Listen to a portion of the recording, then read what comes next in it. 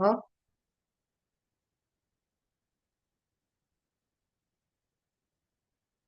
Terdengar, Tessa? Bu, kedengaran Bu? Iya, suaranya kedengeran.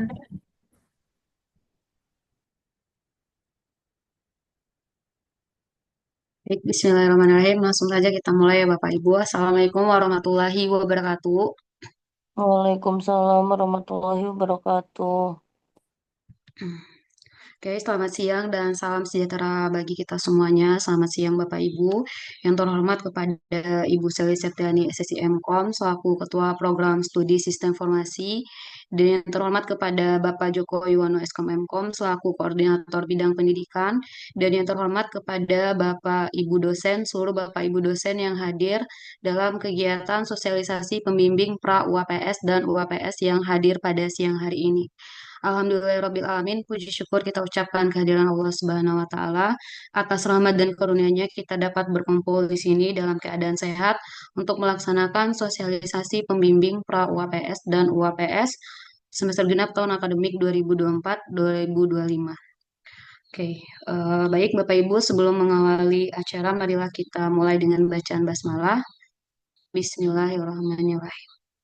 Oke, selanjutnya marilah kita dengar sambutan dari Ibu Ketua Program Studi Sistem Informasi kepada Ibu Celestia Tiani SSMKOM. Kami persilakan. Baik, terima kasih. Apakah suara saya terdengar? Dengar, Bu. Aman ya? Oke, baik. Bismillahirrahmanirrahim. Assalamualaikum warahmatullahi wabarakatuh. Waalaikumsalam. Sebelumnya, yang terhormat, Bapak Joko Yuwono SKM MKOM selaku Koordinator Bidang Pendidikan. Lalu yang terhormat, tim Bidang Pendidikan, Ibu Tessa Fausia Sandiva SKM MKOM dan Ibu Melati Rahmasuri SKM MKOM. Sebelumnya, terima kasih Bapak Ibu tim pendidikan yang sudah mengusung agenda sosialisasi kegiatan pra-UAPS dan UAPS.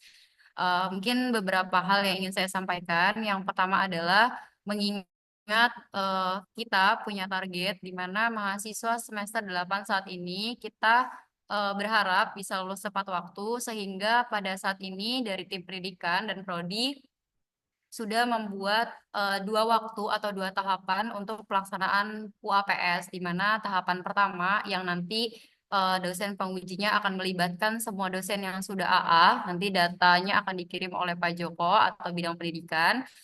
Itu akan kita laksanakan sidang perdana kita UAPS itu di tanggal 26 Juli 2025. Kemudian tahap kedua itu adalah tahapan di mana teman-teman yang belum mendaftar atau ketinggalan mendaftar di timeline terakhir 18 Juli kemarin masih punya kesempatan sehingga mohon kerjasamanya juga Bapak Ibu dosen pembimbing yang sekiranya mahasiswa-mahasiswanya bisa diarahkan kembali untuk mengikuti sidang UAPS tahap 2 maka diarahkan untuk mengikuti sidang karena pendaftaran itu terakhir di 5 Agustus dan sidang akan dilaksanakan secara serentak bersama dengan teman-teman mahasiswa yang saat ini sudah mendaftar pra UAPS.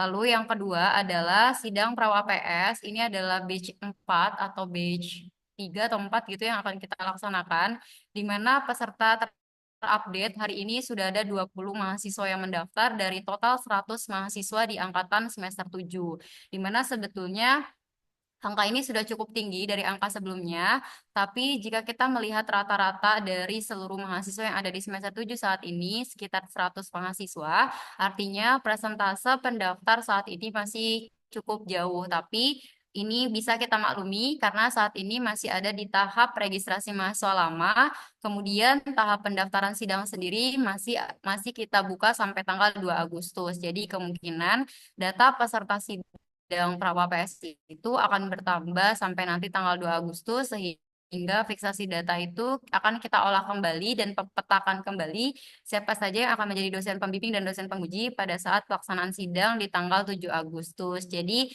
Bapak Ibu yang sudah AA khususnya 13 dosen yang sudah AA nanti mohon bantuannya pada saat sidang UAPS di tanggal 26 Juli dan sidang pra-UAPS serta UAPS tahap 2 di tanggal 7 Agustus 2025. 7 Agustus itu hari Kamis ya Bapak Ibu. Lalu yang ketiga, urgensi dari agenda ini atau sosialisasi pra UAPS dan UAPS, di mana sebetulnya sistem ini sudah kita jalankan di angkatan pertama dan angkatan kedua, khususnya angkatannya Zulfi dan angkatannya Pambian. Tapi kami selalu mengevaluasi apa sih yang menjadi kekurangan dan mencoba untuk membuat dan menjadikan sistem yang sudah dibangun oleh Unpam itu menjadi lebih simpel. Sehingga saya dan tim pendidikan itu selalu koordinasi bagaimana mahasiswa ini bisa dengan mudah mendaftar sidang UAPS maupun pra UAPS.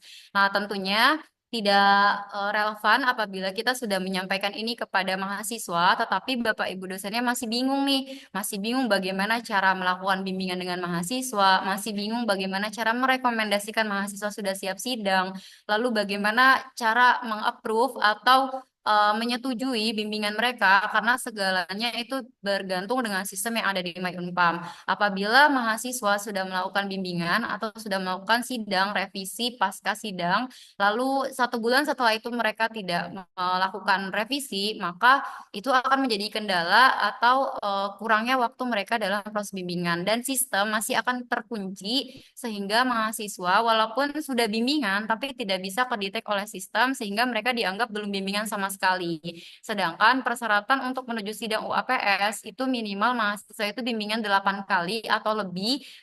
Dan di poin terakhir bimbingan itu adalah ACC dosen pembimbing. Kurang lebih kayak gitu untuk kata-katanya. Nah, kenapa seluruh dosen hari ini diundang? Harapannya kita bisa mensosialisasikan, karena cepat atau lambat Bapak Ibu dosen akan menjadi dosen pembimbing atau penguji di beberapa waktu ke depan, sehingga sosialisasi ini disampaikan kepada seluruh dosen, tidak hanya dosen AA. Tapi tentunya ini akan menjadi eh, garis bawah untuk teman-teman atau Bapak Ibu dosen yang AA sehingga Bapak Ibu dosen lebih aware dan kalau memang nanti pada saat sosialisasi masih ada yang bingung dari sistemnya, boleh ditanyakan saja supaya nanti antara mahasiswa yang saat ini sedang bimbingan atau sedang mengajukan pra UAPS atau akan menuju sidang tidak bingung dan tidak merasa kok menurut kaprodinya ini, menurut dosen pembimbingnya ini, atau kalau tanya ke pendidikannya ini. Nah, harapan kita punya suara yang sama karena memang sistemnya dibuat untuk memudahkan kita semua, tidak hanya prodi, tapi memudahkan mahasiswa dan memudahkan Bapak Ibu dosen,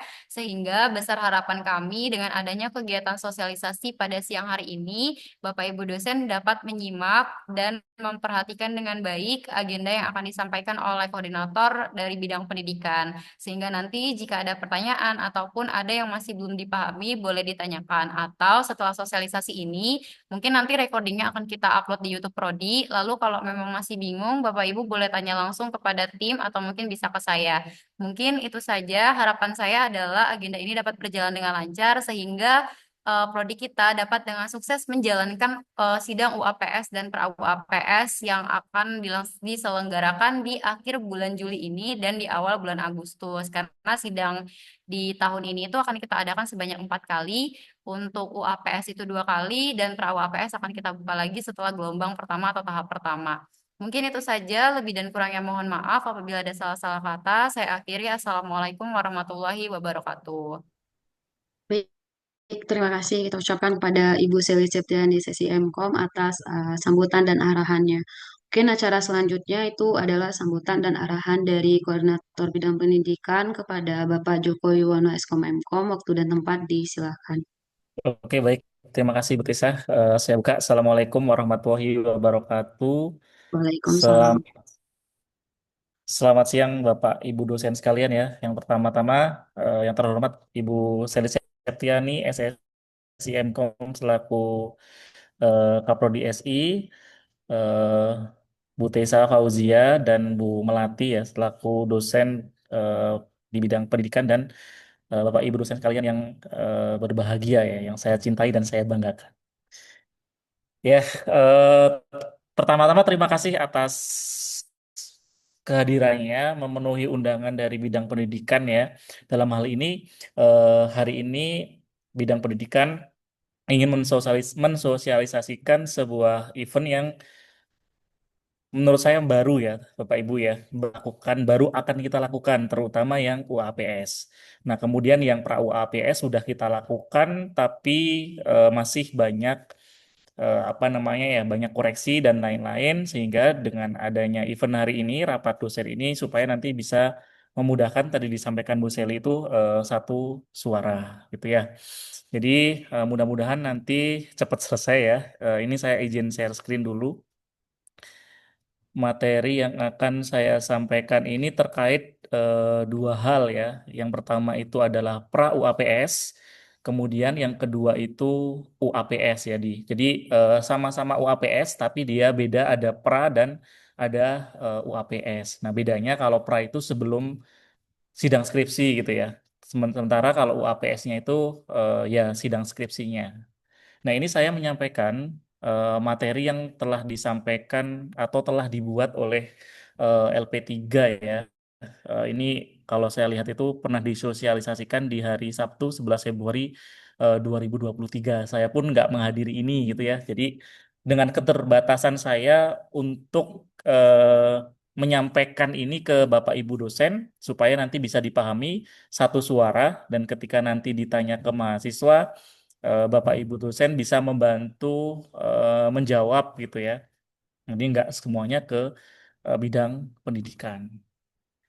Yang pertama ya dasar hukum ya. Jadi UAPS dan pra UAPS ini ada dasar hukumnya, ada payung hukumnya yaitu peraturan rektor, kemudian ada surat edaran sekian-sekian ya. Jadi kita melaksanakan kegiatan ini bukan dasar hukum dari prodi tapi emang dasar hukum dari peraturan rektor dan surat edaran atau diturunkan emang dari universitas. Nah, UAPS sendiri itu ya Bapak Ibu dosen itu ternyata ada tiga ya bentuknya. Mahasiswa itu sebenarnya bisa yang pertama tugas akhir atau skripsi atau tesis yang untuk S2 ya. Itu yang pertama.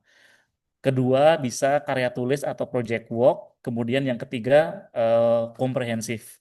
Nah, yang terjadi di prodi kita saat ini, alhamdulillah ya, ini saya bilang alhamdulillah, yang mendaftar itu bentuknya baru yang poin ke satu ya, skripsi, tugas akhir ya, bahasanya tugas akhir atau skripsi atau tesis. Ini yang diajukan oleh mahasiswa kita. Nah, kenapa nggak mengajukan yang karya tulis sama komprehensif ya? Karena di kita sendiri juga belum apa namanya ya, belum terlalu mendetailkan karya tulis sama komprehensif itu seperti apa. Nah, ini tentunya PR di bidang pendidikan ya, mungkin nanti dimasukkan ke proker tahun ini untuk bisa menggodok ya, sebelum dimasak digodok dulu ya, memasak atau menggodok dua apa namanya dua bentuk UAPS ini. Saya sendiri sih kalau ditanya ya baru baca aja, tapi teknisnya seperti apa karena belum ngalamin juga ya waktu saya kuliah pun juga baru yang saya tahu itu cuma TA dan skripsi ya. Karya tulis dan komprehensif itu bentuknya seperti apa juga belum kebayang. Tentunya ini jadi PR buat bidang pendidikan dan koordinasi dengan prodi nantinya ya. Seperti itu. Nah, itu kemudian saya lanjutkan. Nah, ini ada perbedaan ya. Mungkin waktu sosialisasi itu ada sistem OAPS lama, kemudian ada juga sistem OAPS yang sudah dilakukan di My Unpam ya. Jadi saya coba jelaskan atau fokus ke kolom yang sistem UAPS baru saja. Yang pertama ada pengajuan dosen pembimbing UAPS gitu ya. Itu membayar UAPS dapat disusulkan ya di sini ya kalau dilihat di sini. Jadi pembayaran UAPS-nya itu di mahasiswa itu boleh dilakukan di semester minimal semester 7 kalau dulu semester 8 ya. Saya dulu juga harus semester 8 tuh di waktu kuliah ya. Jadi bener-bener sudah nggak ada mata kuliah tuh baru bisa mata kuliahnya sedikit ya, baru bisa UAPS. Nah, sekarang semester 7 itu udah bisa berlaku untuk rek A, rek B dan rek C itu sama. Nah, kemudian untuk pembayarannya itu sudah auto generate tagihan di sistem keuangan kita atau di Unpam kita minimal semester 8 memiliki KRS UAPS sesuai dengan kurikulum ya. Jadi biaya UAPS itu baru ditagihkan di semester 8 ya oleh pihak keuangan. Tapi semester 7 tadi udah bisa mendaftar ya semester 8 baru semester 8 nanti akan dibebankan biaya UAPS ketika mahasiswa itu sudah mengambil KRS UAPS. Nah, kemudian di poin 3 itu ada pelaksanaan UAPS. Kalau dulu itu sistem lama manual, sekarang melalui sistem teknologi informasi atau di My Unpam. Jadi nilainya kan kalau di UAPS itu kan ada pra UAPS itu kan dinyatakan lulus atau enggak gitu ya ketika sidang pra UAPS. Nanti Bapak Ibu dosen sudah bisa menentukan tuh mahasiswa kita layak dengan judul proposal penelitian ini layak untuk dilanjutkan ke penelitian atau tidak itu sudah bisa dilakukan by sistem. Nah, kemudian untuk dosen pembimbing ya, dosen penguji pra UAPS adalah calon dosen pembimbingnya. Jadi sudah diploting ya, Bapak Ibu dosen mahasiswa itu dari awal sudah memilih ya, dari awal pra UAPS itu sudah memilih, saya mau memilih Pak Angga sebagai dosen eh, pembimbing saya nantinya. Maka Pak Angga akan menjadi penguji ketika pra UAPS nanti. Nanti flow-nya akan saya jelaskan ya. Seperti itu ya. Jadi poinnya adalah dosen penguji pra UAPS adalah calon dosen pembimbingnya nanti. Nah, jumlah pembimbing 10 mahasiswa atau disesuaikan dengan kebutuhan dan ketersediaan dosen pembimbing. Ya, ini maksimalnya, tapi kalau di aturan di sini maksimal 10 mahasiswa ya, tapi di sini ada dalam kurung ya, disesuaikan dengan kebutuhan dan ketersediaan dosen pembimbing. Artinya kalau misalnya ya di satu prodi ternyata dosennya baru ada 5 gitu ya. Terus dengan mahasiswa yang sebanyak itu maka ya 10 mahasiswa itu nggak jadi ketentuan. Tentunya sesuai dengan kebijakan dari prodi, tapi yang disarankan di sini ya 10 mahasiswa. Nah, itu kemudian ini ada tugas ya, tugas user sistem di UAPS, di mana di sini ada prodi, kemudian ada dosen pembimbing, dan kemudian ada mahasiswa, ada dosen penguji. Nah, saya akan berfokus kepada dosen pembimbing saja ya, karena tema hari ini kan untuk Bapak Ibu dosen penguji dan pembimbing ya. Jadi fokusnya dosen pembimbing dan dosen penguji. Apa sih tugas dari dosen pembimbing? Yang pertama, melaksanakan dan memvalidasi pelaksanaan sidang pra UAPS ya. Melaksanakan artinya ketika proses pra UAPS berjalan, maka Bapak Ibu dosen penguji sidang pra UAPS yang melaksanakan dengan cara di kelas, kemudian menilai, kemudian memberikan sebuah masukan atau revisi terhadap proposal yang diajukan mahasiswa. Kemudian yang kedua, melaksanakan dan memvalidasi pelaksanaan pembimbingan perbaikan sidang pra UAPS. Artinya setelah pra UAPS itu semua mahasiswa itu akan melakukan revisi perbaikan, entah kurang titik koma itu pasti perlu perbaikan ya sebuah sidang proposal. Nggak ada yang langsung setujui di sidang pra UAPS. Semuanya pasti ada eh, perbaikan ya atau revisi. Nah, kemudian setelah itu membimbing dan memvalidasi isian bimbingan UAPS. Nah, ini udah masuk ke UAPS ya. Kalau poin 1 dan 2 itu dia pra UAPS, poin 3 ini sudah masuk ke UAPS. Nah, membimbing dan memvalidasi. Jadi, ketika misalnya ya sidang itu kan dilakukan hari ini, kemudian dikasih waktu 30 hari atau 1 bulan untuk merevisi proposal. Nah, setelah merevisi proposal, maka di-approve oleh dosennya, kemudian dosen mulai bimbingan skripsi atau bimbingan UAPS. Nah, tugasnya adalah Bapak Ibu itu membimbing tuh para mahasiswanya di penulisan skripsinya. Proses pembimbingannya bisa bagaimana? Bisa yang disarankan kan kemarin harus di lingkungan kampus ya. Kemudian online pun bisa juga. Yang penting jangan di luar kampus seperti itu.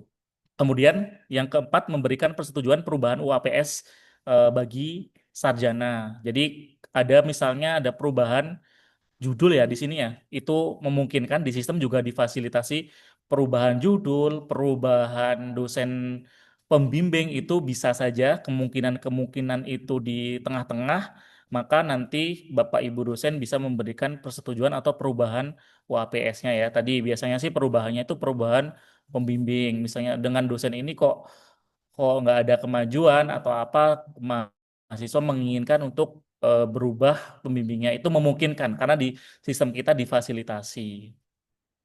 Terus memutuskan kesiapan mahasiswa untuk mengikuti UAPS ya. Kalau tadi bimbingan kita itu minimal itu 8 kali bimbingan UAPS. Nah, ketika sudah siap ya nanti Bapak Ibu di sistem itu mengapprove, oh ini siap untuk maju ke sidang skripsi. Nah, tugasnya adalah memutuskan, oh ini udah siap atau belum. Kalau udah siap saya approve di sistemnya. Kalau belum siap ya perlu direvisi lagi gitu ya. Jangan maju sidang di periode ini. Kemudian yang keenam, memberikan penilaian, saran, dan rekomendasi perbaikan UAPS. Setelah sidang berjalan, memberikan penilaian. Nah, penilaian di UAPS itu, ini yang nanti harus diperhatikan ya, ada 3 penilai. Yang pertama adalah dosen pembimbingnya menilai, kemudian dosen penguji 1, dosen penguji 2, kemudian dirata-ratakan menjadi nilai akhir. Nanti teknisnya saya coba sampaikan juga. Nah, kemudian kalau dosen penguji gitu ya, ini kan dosen pembimbing tadi. Kemudian dosen penguji ya tentunya melaksanakan sidang UAPS, yang ngasih komentar, terus menyaksikan presentasi dari dosen, terus mereview paper skripsinya itu ya. Nah, ini masuk ke dalam melaksanakan sidang UAPS. Kemudian yang kedua memberikan penilaian, saran, rekomendasi perbaikan sidang UAPS, sehingga dari situ nanti menjadi acuan untuk mahasiswa kita merevisi sesuai yang dinilai oleh Bapak Ibu dosen. Oh iya, untuk dosen penguji ini nanti saya belum dapat data dari Bu Seli ya. Insya Allah siang ini dapat data siapa sih? Oh iya Bu Seli, untuk semester ini berapa yang masuk ke batch 1 ya Bu? Berapa mahasiswa ya Bu ya? Yang udah kedaftar untuk sidang UAPS?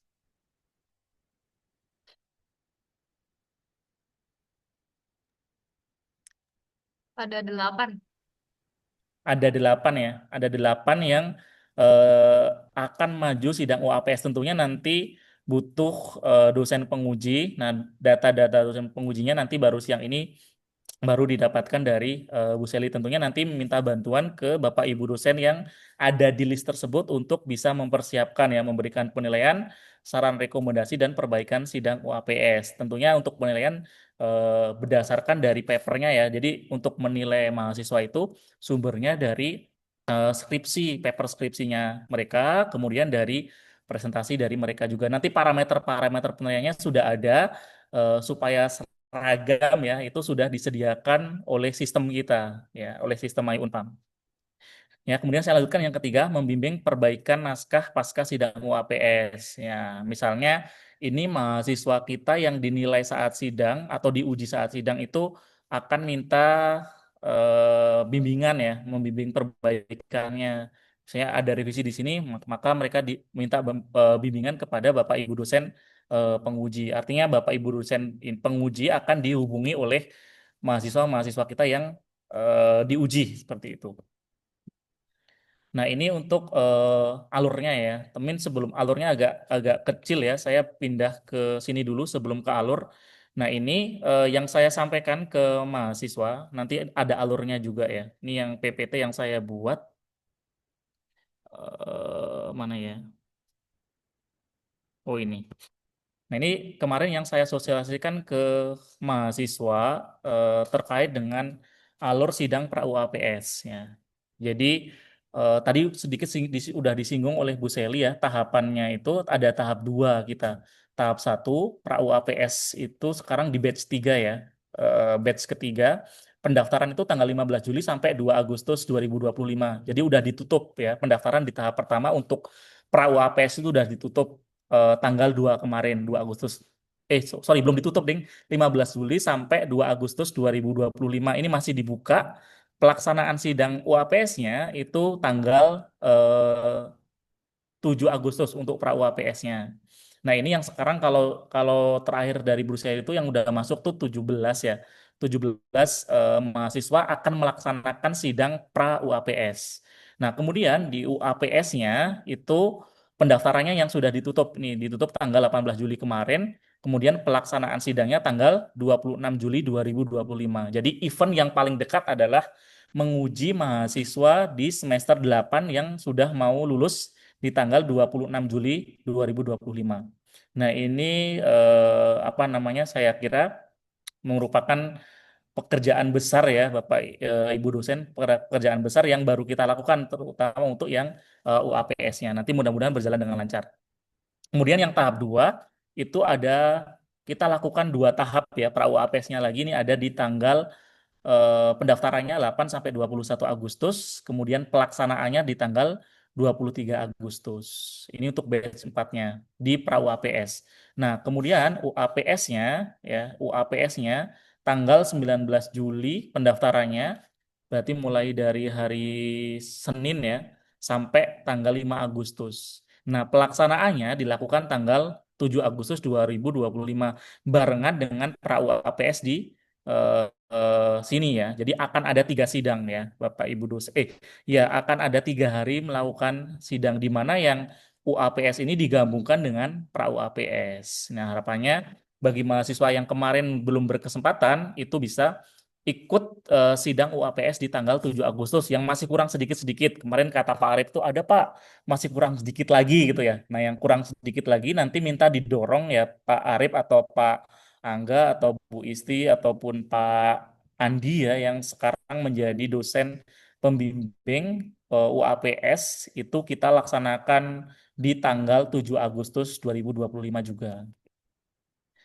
Nah, secara syarat-syarat ini ya, mahasiswa aktif di semester 7 ke atas telah menyelesaikan minimal 108 SKS. Artinya tidak 108 SKS itu nilainya A, B, C ya, D sama E itu kan nggak lulus. Nah, 108 SKS. Di sistem juga kalau misalnya dia kurang dari 108 SKS, saya coba kemarin di My Unpam juga akan ketolak. Nah, kemudian nilai matkul metodologi penelitian minimal B. Memiliki draft proposal bab 1 sampai 3, menentukan dosen pembimbing gitu ya. Nah, dosen-dosen pembimbingnya itu mereka bisa tentukan di My Unpam juga berdasarkan rekomendasi. Jadi data kita di My Unpam itu sudah terlihat, oh si dosen A misalnya minat di bagian pengembangan sistem, kemudian minat di data mining itu udah terintegrasi dengan penelitian-penelitian yang udah kita lakukan. Kemudian mendaftar sidang pra UAPS-nya di My Unpam, kemudian mendaftar sidang pra UAPS di Staff Prodi. Nah, yang Staff Prodi ini sebenarnya manual ya, karena untuk pembayaran ya, untuk pembayaran sidang pra UAPS itu membayar sebanyak 125.000 tentunya untuk akomodasi semua kegiatan pra UAPS gitu. Ya, jadi kalau ditanya mahasiswa, kok bayar 125? Ya, 125 itu untuk akomodasi termasuk untuk snack mereka gitu ya. Kemudian untuk burner dan lain-lain itu diambil dari biaya per mahasiswa 125.000 tersebut. Nah, kemudian template pra UAPS itu sudah ada, nanti mahasiswa sudah diarahkan untuk ngedownload ke drive sini ya. Itu harusnya template proposal pra UAPS itu sudah terintegrasi atau sesuai dengan di mata kuliah metodologi penelitian. Nah, harapannya di Medlit itu sudah jago gitu ya, udah jago untuk formatting dan lain-lain. Ya, ketika pra UAPS ya udah sama. Jadi tidak kerja 2 kali sih mahasiswanya. Nah, ini alur untuk sidang pra UAPS di mana aktor di sini itu ada mahasiswa, kemudian ada dosen penguji, ada kaprodi dan ada staf prodi. Ya, kemudian di masing-masing activity, di sini tuh ada yang ada di sistem dan ada yang di luar sistem. Yang ada di sistem saya tandai dengan tulisan My Unpam di sini ya, Bapak Ibu ya. Jadi yang pertama dilakukan adalah mahasiswa mengupload proposal bab 1 sampai 3 di My Unpam. Nah, kalau kemarin informasi dari Bu Seli, alhamdulillah ya ada peningkatan kualitas proposal bab 1 sampai bab 3 dari sisi penulisan jika dibandingkan dengan semester lalu. Artinya sebenarnya sudah mengikuti kaidah di mata kuliah metodologi penelitian ya untuk formatting template-nya. Jadi banyak yang akhirnya langsung divalidasi sama Bu Seli karena sudah sesuai. Berbeda dengan berkaca dengan semester yang sebelumnya ya ada format yang masih belum sesuai. Artinya ini kemajuan ya atau evaluasi yang bagus. Nah, saya lanjutkan ya. Mahasiswa upload proposal bab 1 sampai 3, kemudian Kaprodi akan memvalidasi. Kalau tidak ya balik lagi, upload lagi, direvisi lagi. Kalau sesuai, nanti sesuai divalidasi, mahasiswa akan mendapat notifikasi bahwa sudah valid proposalnya. Maka mahasiswa bisa langsung ke staf prodi untuk memberikan 2 rangkap hafal proposal di jilid warna biru muda plus bayar biaya 125.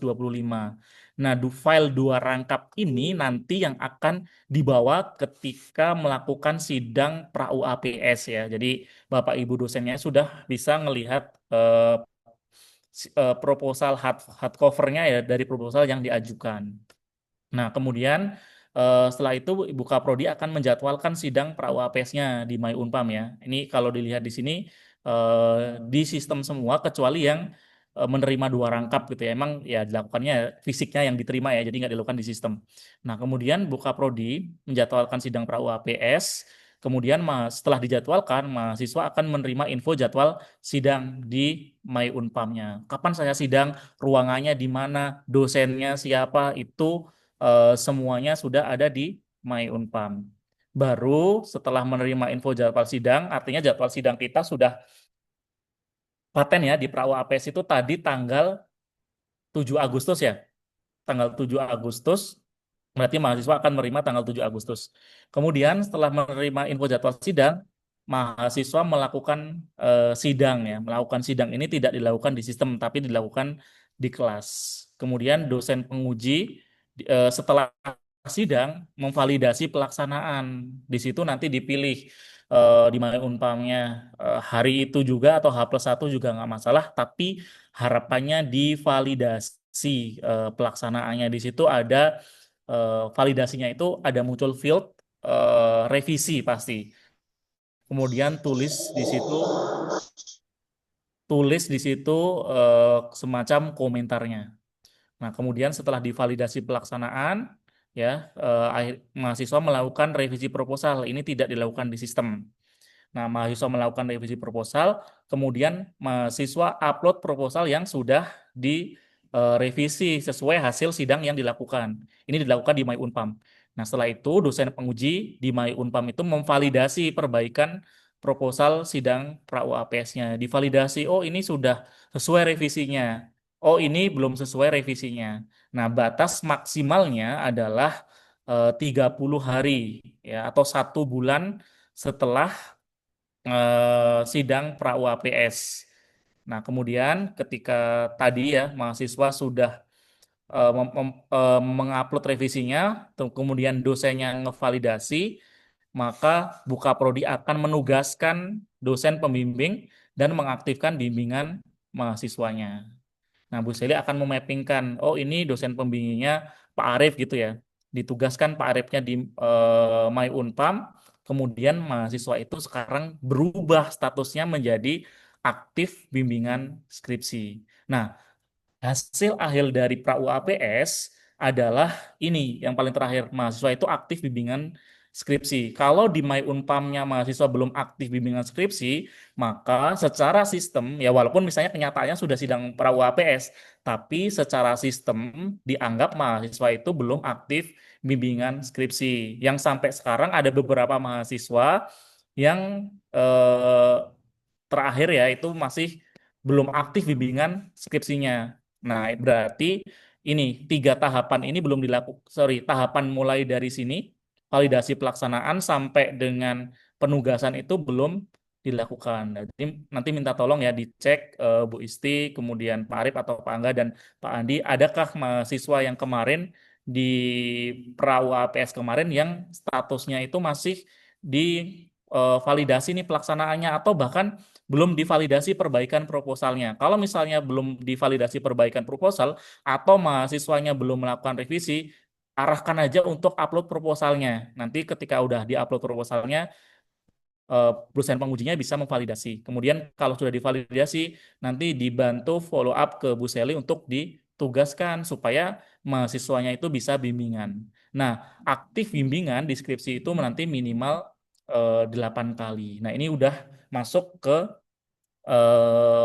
UAPS ya setelah setelah tahapan yang di sini aktif bimbingan skripsi itu terselesaikan.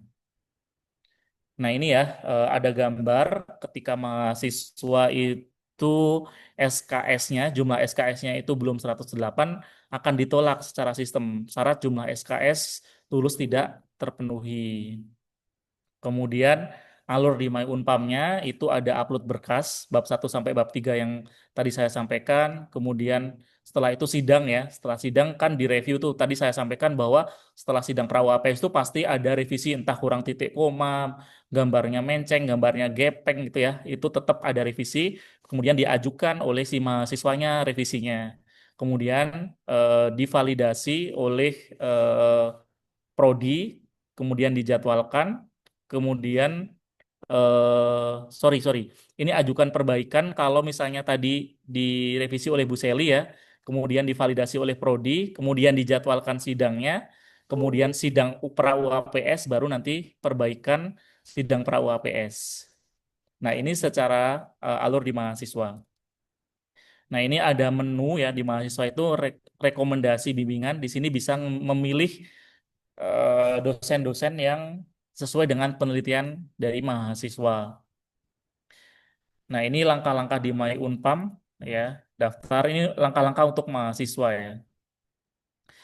Nah, ini ketika tadi ya jadwal sidang ya, ini saya jelaskan aja dah. Langkah-langkah mahasiswa itu yang pertama daftar di My Unpam, upload bab 1 sampai bab 3, kemudian divalidasi Kaprodi, kemudian tadi memberikan 2 rangkap proposal, kemudian bayar 125, kemudian saatnya melakukan dijadwalkan ya. Sidangnya itu dijadwalkan oleh Kaprodi yang pra UAPS itu tanggal 7 Agustus nanti, kemudian melaksanakan sidang, diberi waktu 1 bulan untuk revisi pasca sidang. Nah, proses revisi menyerahkan lembar perbaikan kepada mahasiswa. Ya ini ya, nanti Bapak Ibu dosen ketika menyidang pra UAPS itu ada 2 lembar yang harus dibuat. Yang pertama perbaikan, kemudian yang kedua itu berita acara. Nah, ini contoh lembar catatan pra UAPS-nya atau lembar perbaikannya. Di sini diisi nama, NIM, terus jenisnya, ada seminar proposal sampai dengan project work, kemudian tanggalnya, judulnya, kemudian ini catatannya. Nah, catatan ini nanti yang akan dibawa oleh diberikan ke mahasiswa. Jadi ketika mahasiswa udah merevisi, maka dilihat lagi catatan ini. Nah, kemudian ada BA juga ya. BA ini menandakan bahwa mahasiswa itu sudah melaksanakan hmm, udah melaksanakan sidang ya. Nah, ini 2 ini nanti akan kita akomodir ketika sidang itu akan kita siapkan ya. Akan kita siapkan file hard copy-nya ke map dan sudah tersedia di ruangan. Nanti akan kita fasilitasi, akan kita print. Tugas Bapak Ibu dosen adalah mengisi berita acara ini. Nah, ketika sudah, baru nanti finalisasi dan bimbingan skripsi ya. Mahasiswa menyerahkan BA ke Kaprodi, berita acara. Jadi, berita acara ini akan dibawa ke Kaprodi oleh mahasiswanya untuk nanti Bu Kaprodi itu ngevalidasi, oh ini sudah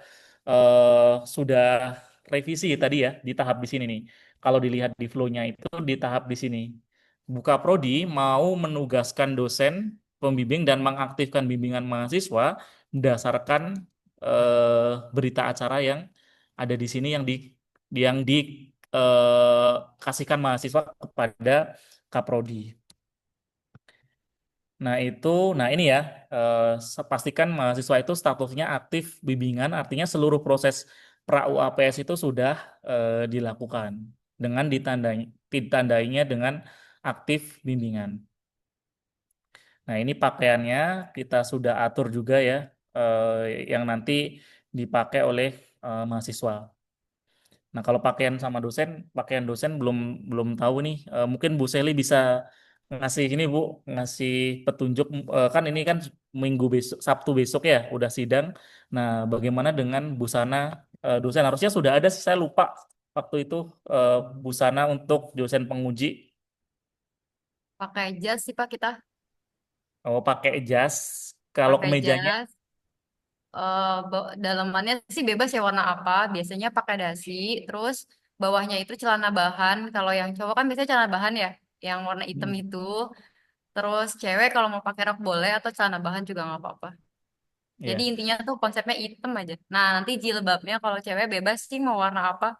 Nyesuaiin aja. iya. Kayak gitu. Pakai Kalau jas sepatu, pokoknya. Sepatunya Bu, hitam Ah, atau bulu ini? sepatunya itu biasanya sih pantopel ya.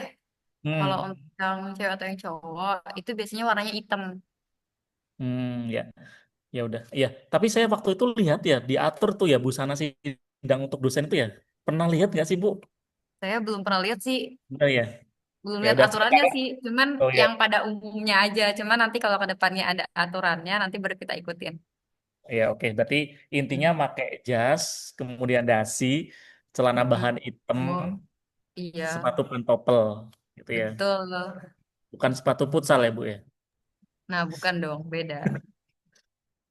Oke, sip. Terima kasih ya. Kurang lebih gambaran pakaian untuk dosen seperti itu. Eh, Sama sebenarnya video panduan, mulai ini video panduan ini ya, Bapak Ibu dosen, itu sudah komplit, sudah komplit sekali ya. Dari sisi dia praktek dari sisi mahasiswa sampai dengan sisi dosen.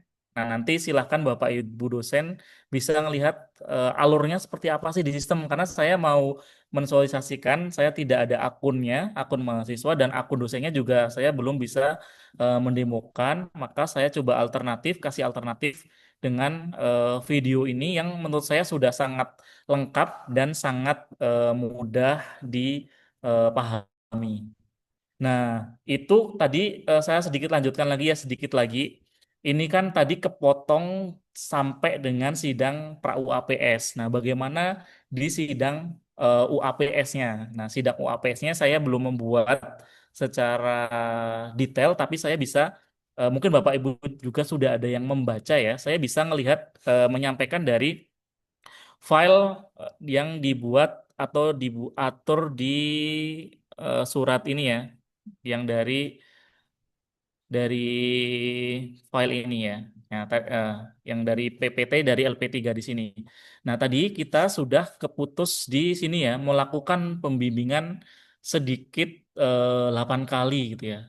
Nah, di sini ada kolom mahasiswa, dosen pembimbing, dosen penguji sampai ketua program studi. Kalau yang S2 itu ada dekan, direktur atau pascasarjanya ya. Tapi kita cuma fokus sampai di ketua program studi saja. Nah, di mana ini melakukan pembimbingan paling sedikit 8 kali. Ini dilakukan di My Unpam ya. Jadi ketika rekan-rekan mahasiswa bimbingan, rekan-rekan mahasiswa akan mengisi itu di My Unpamnya. Bimbingan tanggal sekarang temanya apa gitu ya. Nanti tugas mahasiswa adalah menginput, kemudian tugas dosen pembimbing di sini adalah menyetujui proses bimbingannya. Ya, di sini kemudian saya lanjutkan lagi. Nah, ini ya, tadi mahasiswa melakukan bimbingan, kemudian di sini dosen penguji melakukan approve ya, validasi pembimbingan UAPS-nya. Baru di sini yang biru-biru itu kalau misalnya ada perubahan dosen pembimbing, terus sih ya mahasiswanya itu dia bisa mengajukan nih perubahan dosen pembimbing. Kemudian bisa memberikan persetujuan perubahan dosen pembimbing. Ini yang bisa adalah ketua program studi ya, Kaprodi, itu bisa ketika nanti ada case misalnya ya, eh, misalnya, oh ternyata nggak ada kemajuan nih di Pak Joko gitu ya, saya mau ganti dosen pembimbing. Nah itu memungkinkan sekali ya dengan cara perubahan di Kaprodi atau ketua program studi di sini.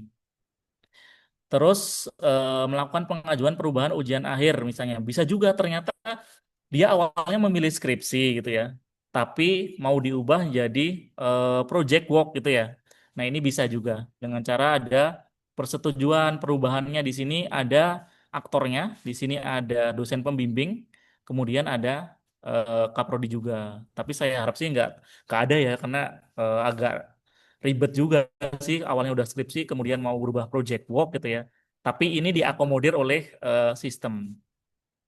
Nah, kemudian dosen eh, pembimbing ya di sini dosen pembimbing itu memutuskan, kalau tadi memutuskan dari pra-U APS ya. Pra-U APS sudah setuju atau belum, tapi di sini dari pra-U APS memutuskan oh ini sudah layak kok udah siap maju ke sidang UAPS. Maka di sini ada dosen pembimbing itu bisa memutuskan.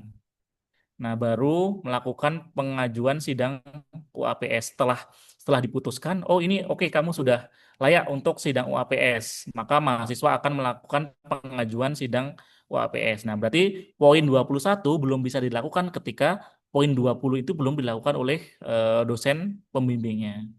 Nah, kemudian kalau sudah diputuskan kesiapannya oleh dosen pembimbing, maka mahasiswa mengajukan sidang UAPS. Nah, diajukan ke mana ini nih? Diajukan ke langsung nih ya, langsung ke Kaprodi. Kaprodi akan menyetujui di sini. Ya karena kan di sini di poin 20 kan sudah disetujui oleh si dosen pembimbingnya ya. Maka setelah diajukan berarti mahasiswa itu mengajukan langsung ke Kaprodi. Nah, kemudian Kaprodi akan menentukan tuh jadwal sidang UAPS-nya kapan gitu ya. Nah, setelah ditentukan baru melaksanakan sidang UAPS. Siapa yang melaksanakan? Mahasiswa, kemudian dosen pembimbing dan dosen penguji ya. Mahasiswa, dosen pembimbing, dosen penguji. Nah, ini dilakukan ya di kelas ya, sidang. Kemudian memberikan penilaian, saran, dan rekomendasi. Siapa dosen pembimbing dan dosen penguji. Nah, kemudian memvalidasi kelulusan berdasarkan nilai. Ya, untuk lulus dan tidak lulusnya divalidasi oleh Kaprodi. Kemudian ada yudisium, SK Dekan ini yang untuk S2 ya. Kalau S1 nggak ada, melaksanakan pembimbingan perbaikan ya. Nah, setelah tadi eh, apa namanya UAPS-nya sudah selesai, maka ada perbaikan naskah UAPS-nya sesuai dengan direvisi itu ke mana di sini? Ke dosen pengujinya. Dosen pembimbing sudah nggak ada peran di sini ya, karena yang revisi itu perbaikan itu adalah dosen pengujinya. Nah, pembimbing kan udah dibimbing, ibaratnya udah dibimbing, udah direvisi pas bimbingan. Maka di poin 28 ini perbaikan bimbingannya ke dua dosen pengujinya. Nah, ini ada peran di bidang penelitian di sini melakukan cek similarity ya, naskah paling tinggi 30%. Nah, ini eh, ketua program studi. Ya, mungkin Bu Kaprodi akan dibantu oleh ini ya Bu ya, oleh bidang penelitian ya untuk cek similarity-nya paling tinggi itu 30 persen. Nah, kalau sudah baru nanti disusun artikel dan publikasinya. Nah, ini mungkin ada erat kaitannya dengan penelitian ya nanti ya di poin 29 dan 30 ini untuk artikel dan publikasinya. Selesai ya, mahasiswa kita sudah lulus dan ya kita sudah berhasil meluluskan mahasiswa kita ya yang pertama, yang apa angkatan pertama. Kurang lebih seperti itu ya Bapak Ibu dosen, saya menyampaikan dari sisi kulitnya saja, namun secara detail Bapak Ibu dosen harusnya sudah bisa membaca aturan UAPS dari program studi ya di nomor 3 tahun 2021 tentang ujian akhir program studi. Di sini sudah ada bab 1 sampai detail ya, lebih detail daripada yang saya sampaikan dengan harapan nanti bisa dipelajari masing-masing. Kemudian nanti kalau ada yang bingung kita bisa berdiskusi. Artinya sebenarnya saya juga baru mempelajari ini ya, jadi belum tentu saya yang paling tahu, tapi nanti kita coba bedah bareng-bareng di aturan ya aturan rektor nomor 3 ini, terutama yang tentang tadi tentang project work dan satu lagi itu tentang ujian kompre ya, itu kan yang belum kebayang juga kalau ujian kompre nanti bikin soalnya seperti apa. Nah ini tentunya masuk ke proker bidang pendidikan, tentunya nanti kerjasama dengan Kasubag juga. Itu kurang lebih untuk pemaparan materi dari saya. Kemudian saya kembalikan ke Bu Tessa.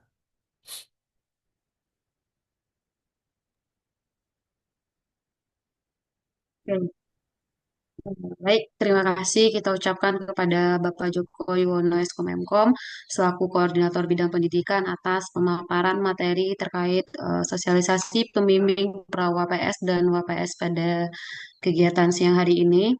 Selanjutnya kami buka sesi tanya jawab. Dipersilakan kepada Bapak Ibu dosen jika ada yang ingin ditanyakan, silakan diaktifkan kameranya dan silakan bertanya. Terima kasih.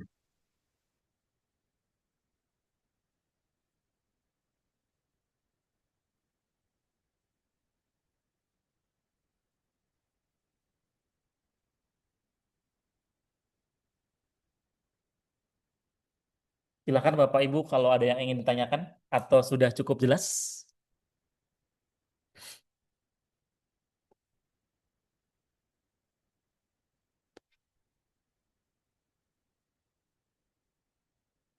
Baik, saya Pak Joko. Iya Pak, silakan. Itu Pak Joko tadi di form revisi UAPS ya. Itu kan ada dosen penguji atau dosen pembimbing, di samping itu dosen pengarah itu yang ngisi siapa Pak ya? Yang tanda tangan maksudnya. Jadi file PPT tadi Pak.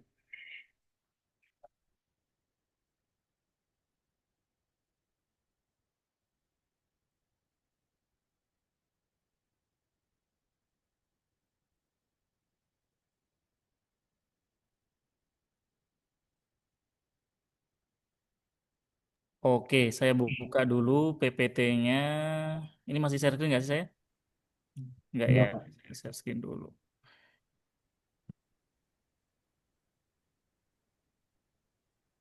Nah, PPT di BA ya, di bagian BA. nah, ini Pak yang di gambar perbaikan itu kan ada dosen pengarah dan dosen penguji atau dosen apa itu ya? Yang halaman 13 ini Pak.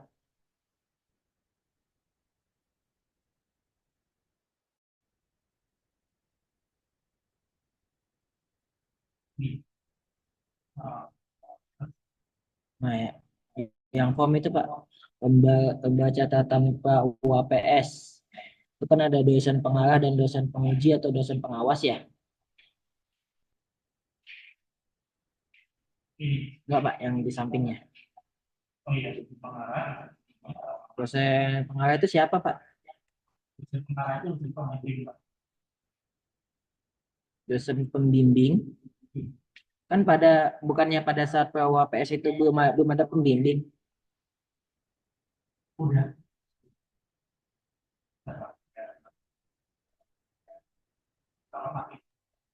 Ya, jadi eh, yang di sini, Rawa APS di sini, dosen pengarah itu adalah dosen pembimbing. Kemudian di sini ada dosen penguji atau pengawas. Nah, karena ya yang tadi dilakukan di awal itu adalah dosen pengujinya adalah dosen pembimbingnya ya.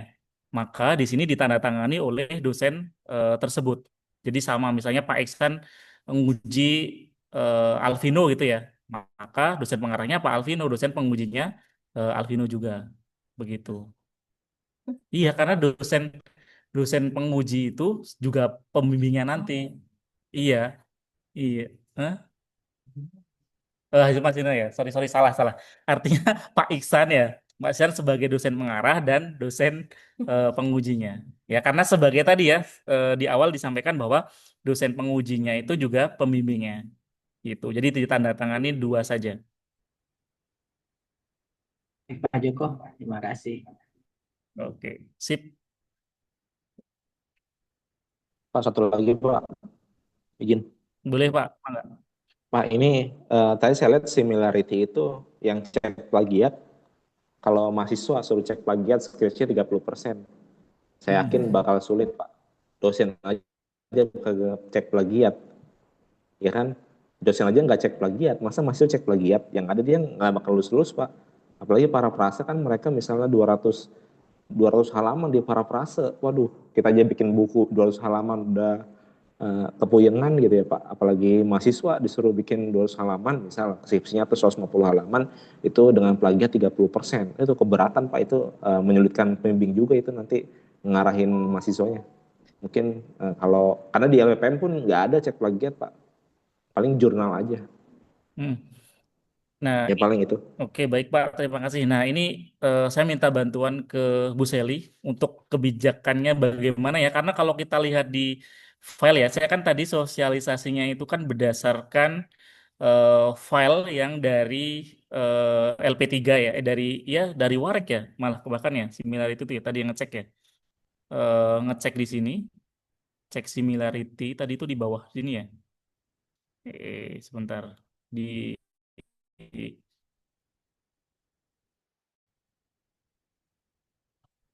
di mana sih tadi? Bapak lihat di mana ya Pak ya? Tadi saya lupa.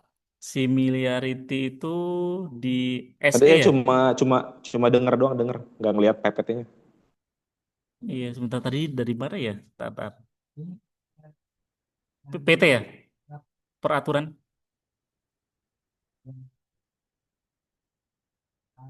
SK Rektor ya? Iya, dari SK Rektor sih tadi itu.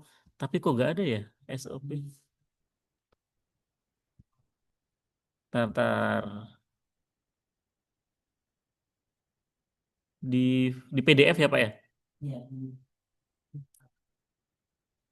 Iya, di sini ya. Bentar. Bawah.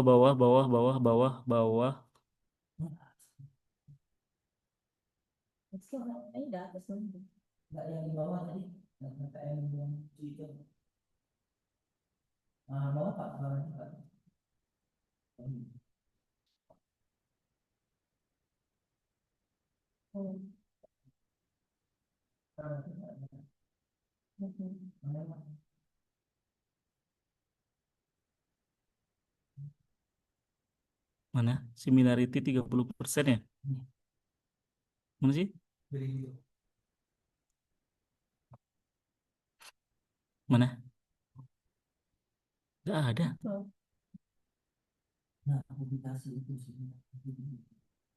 Mana sih Pak? Iya, kok nggak ada ya? Bentar ya Pak ya, Pak Angga ya. Saya tuh tadi baca dari sini. Oke.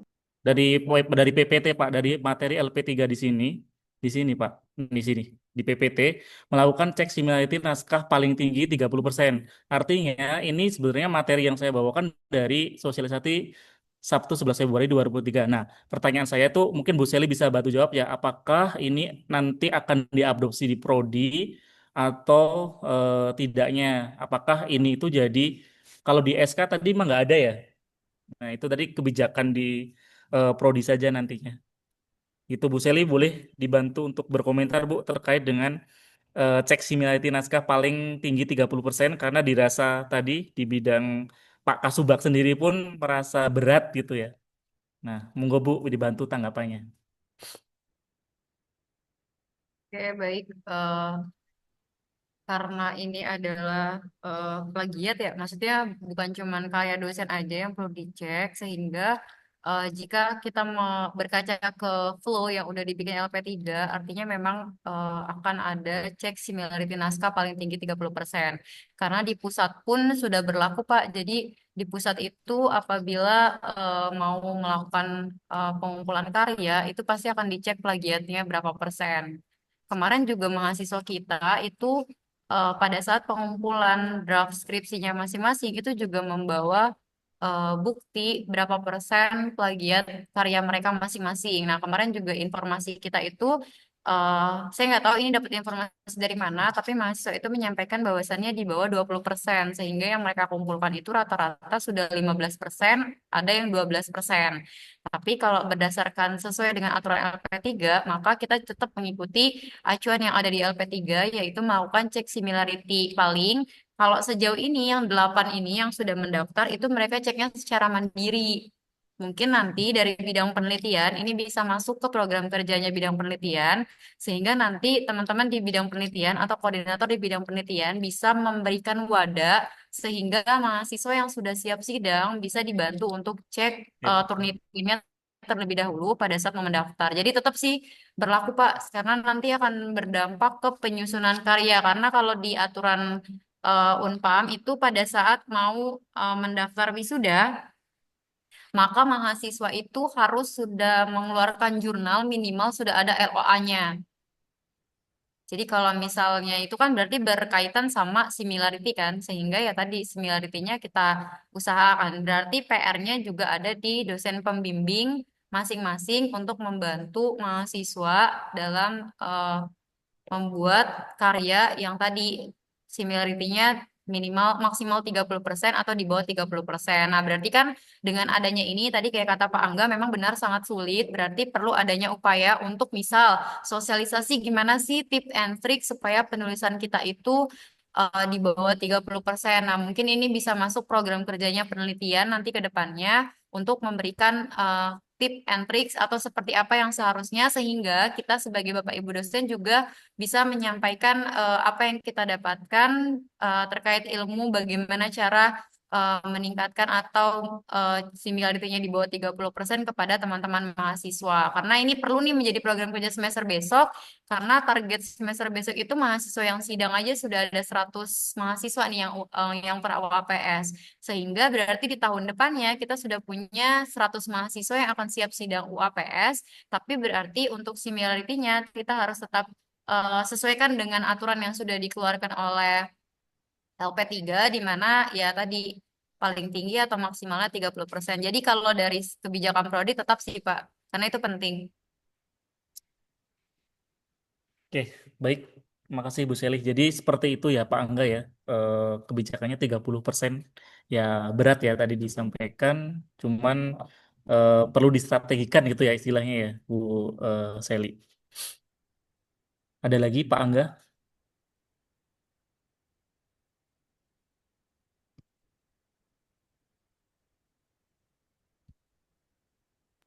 Iya Pak, maksudnya dosen aja kemarin sempat mau diplagiat juga gitu ya. Itu kemungkinan besar akan pada protes itu dosen-dosen karena kalau misal laporan PKM penelitian tuh semua diplagiat ya, maksudnya laporan akhirnya itu bakal nganggap semua tuh dosen-dosen apalagi mahasiswa. Cuma di garis bawahi kalau emang seperti itu ya coba tanyakan ke prodi lain apakah memang seperti itu juga nggak, apa emang prodi kita doang yang menyesuaikan gitu sih. Oke sip. Terima kasih Pak Angga atas sarannya. Tentunya nanti jadi pertimbangan juga ya di prodi. Tapi sesuai arahan Buka Prodi tadi untuk sementara memang di 30%. Tapi tidak menutup kemungkinan nanti arahan dari Pak Angga bisa dipertimbangkan lagi gitu ya. Tapi secara apa namanya secara flow tadi minta bantuan ke bidang penelitian ya untuk cek similarity dan publikasi daripada jurnalnya seperti itu. Terima kasih Pak Angga atas saran dan masukannya ditampung. Lanjut. Oke, Pak Joko, boleh saya bertanya, Pak Joko? Boleh, Pak. Oke, makasih ya. Assalamualaikum warahmatullahi wabarakatuh. Oke, tadi mahasiswa kan untuk semuanya di akhir ketika sudah selesai adalah melakukan publikasi ya dengan similarity-nya itu kisaran 30%. Nah, di sini publikasinya harus terindeks Google Scholar apa memang ada khusus gitu dari prodi kita memang harus sintakah gitu karena biar nanti satu sama semuanya ya takutnya kan otomatis kan ini ada fee lagi ya secara mandiri gitu kadang mahasiswa dikiranya mahasiswa bimbingan saya nih harus misalkan Sinta tapi yang lain kok enggak gitu. Nah ini kira-kira seperti apa? Apakah harus benar-benar terindeks Scholar atau mungkin hanya yang biasa saja model kayak Sinantias yang mungkin belum OJS-nya terindeks itu. Biar nanti semuanya itu juga mahasiswa tahu gitu ya. Oh ternyata memang sampai luaran pun ada biaya estimasi secara mandiri yang mereka harus keluarkan. Mungkin itu aja Pak Joko. Oke Pak Andika ya, saya coba lihat dulu yang di Unpam Pusat ya, karena kita baseline-nya dari Unpam Pusat. Mudah-mudahan dapat ya filenya. Genap. Kalau nggak salah sih Sinta ya, ini ya, kemarin ya. PS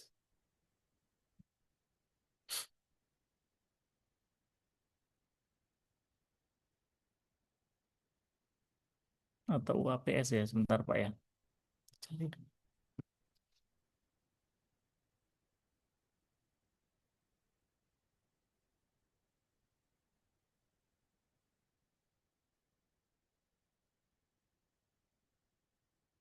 Oh iya, yang kedua belum.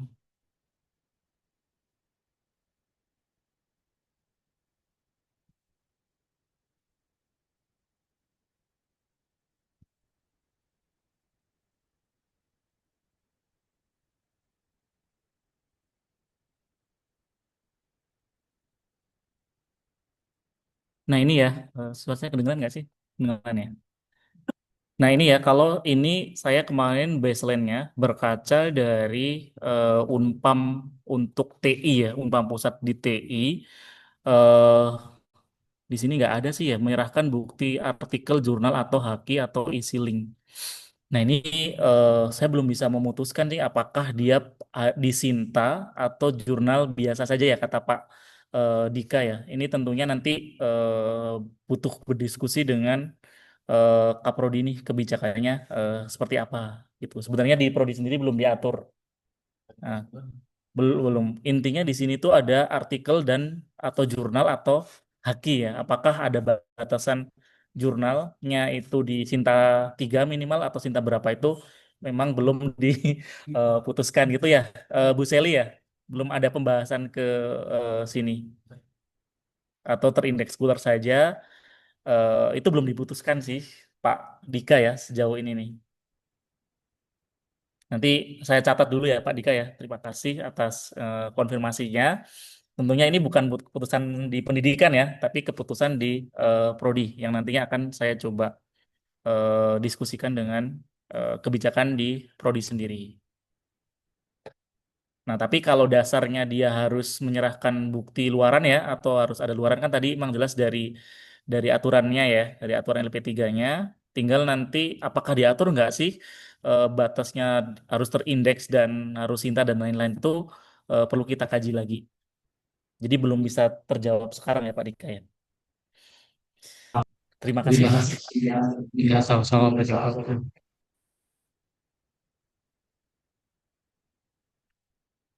Oke, ada lagi Bapak Ibu dosen yang ingin didiskusikan atau ingin ditanyakan ya, kami sangat terbuka.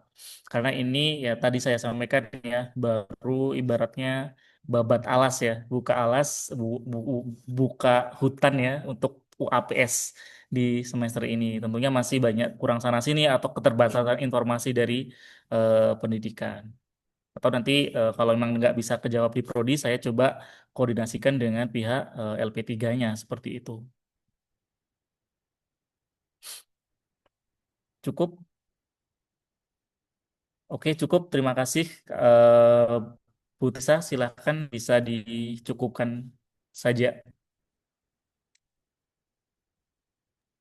Oke, baik. Terima kasih kami ucapkan kepada Bapak Novian Iksan, Pak Angga, dan Pak Dika atas pertanyaannya. Dan terima kasih juga atas penjelasan dari Bapak Joko dan Ibu Seli. Oke, jika tidak ada lagi yang ingin ditanyakan Bapak Ibu, sebelum saya tutup agenda kegiatan hari ini, mari terlebih dahulu kita abadikan momen ini dengan sesi foto bersama. Maka dari itu kami minta kepada seluruh Bapak Ibu dosen untuk mengaktifkan kameranya dan memberikan senyuman terbaiknya. Oke, kepada Ibu Melati dipersilakan untuk mengambil sesi dokumentasinya. Oke, baik bagi Bapak Ibu yang belum aktif kameranya, silakan diaktifkan dulu.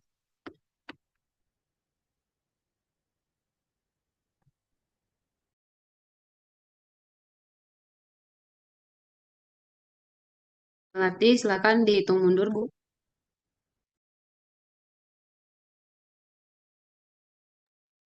Oke, baik. Satu, dua.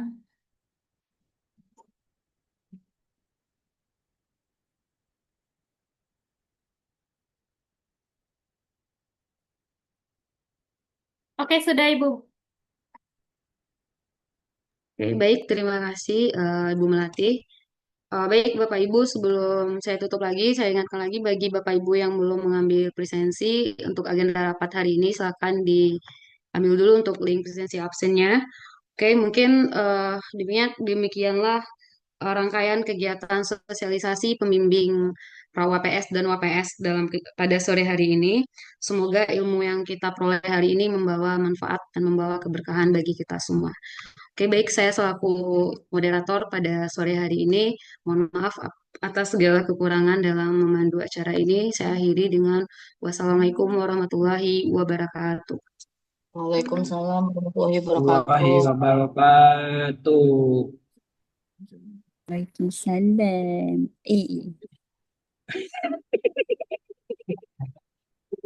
Waalaikumsalam.